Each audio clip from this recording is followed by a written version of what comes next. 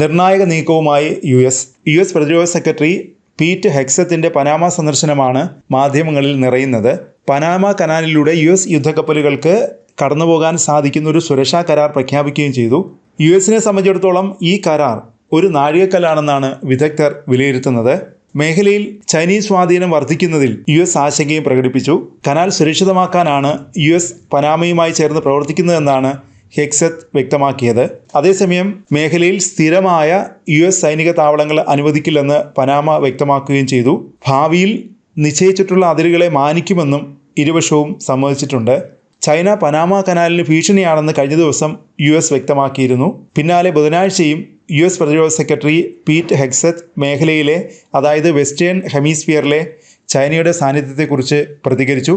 ഒരു സുരക്ഷാ സമ്മേളനത്തിൽ സംസാരിക്കുമ്പോൾ തന്ത്രപ്രധാന മേഖലയിലെ ഭൂമിയും അടിസ്ഥാന സൗകര്യങ്ങളും നിയന്ത്രിക്കുന്നത് ചൈന ആസ്ഥാനമായുള്ള കമ്പനികളാണെന്നാണ് ഹെഗ്സെത്ത് പറഞ്ഞത്. വെസ്റ്റേൺ ഹെമിസ്ഫിയറിൽ ചൈനയുടെ സൈനിക സാന്നിധ്യം സജീവമാണ്. സൈനിക നേട്ടത്തിനും സാമ്പത്തിക നേട്ടത്തിനുമാണ് ചൈന ഈ മേഖലയിൽ നിക്ഷേപം നടത്തുകയും പ്രവർത്തിക്കുകയും ചെയ്യുന്നതെന്നും ഹെഗ്സെത്ത് ആരോപിച്ചു. ചൈനയെ തടയാനും മയക്കുമരുന്ന് കടത്തും കൂട്ടക്കുടിയേറ്റം ഉയർത്തുന്ന ഭീഷണികളെ നേരിടാനും ഒരുമിച്ച് പ്രവർത്തിക്കണമെന്നും അദ്ദേഹം മേഖലയിലെ രാജ്യങ്ങളോട് ആവശ്യപ്പെട്ടു. നേരത്തെ പനാമ പ്രസിഡന്റ് ജോസ് റൗൾ മുലിനോയെ സന്ദർശിച്ച ഹെഗ്സെത്ത് പനാമ കനാലും സന്ദർശിച്ചിരുന്നു. പിന്നാലെയാണ് ചൈനയ്ക്കെതിരെ പ്രസ്താവനയുമായി പ്രതിരോധ സെക്രട്ടറി എത്തിയത്. സുരക്ഷാ ഏകോപനം ശക്തമാക്കാൻ US പനാമയും തീരുമാനിച്ചു. പനാമ കടലിലൂടെ കടന്നുപോകാൻ US കപ്പലുകൾ നൽകുന്ന ഫീസ് തിരിച്ചടയ്ക്കാനും തീരുമാനമായി.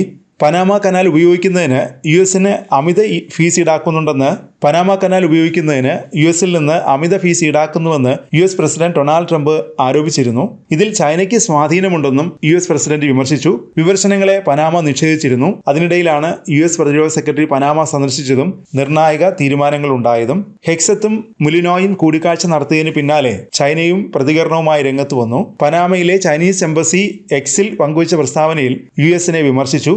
US സ്വന്തം താൽപ്പര്യങ്ങൾ സംരക്ഷിക്കാൻ ബ്ലാക്ക്മെയിൽ തന്ത്രം പ്രയോഗിച്ചെന്നും ചൈന ആരോപിക്കുന്നു. പനാമ ആരുമായി ബിസിനസ് നടത്തണമെന്ന് തീരുമാനിക്കാനുള്ള പരമാധികാരം പനാമയ്ക്കുണ്ടെന്നും അതിലിടപെടാൻ US-ന് അവകാശമില്ലെന്നും ചൈന തുറന്നടിച്ചു. ഇതോടെ മേഖലയിൽ US ചൈന സംഘർഷം അതിരൂക്ഷമാവുകയാണ്.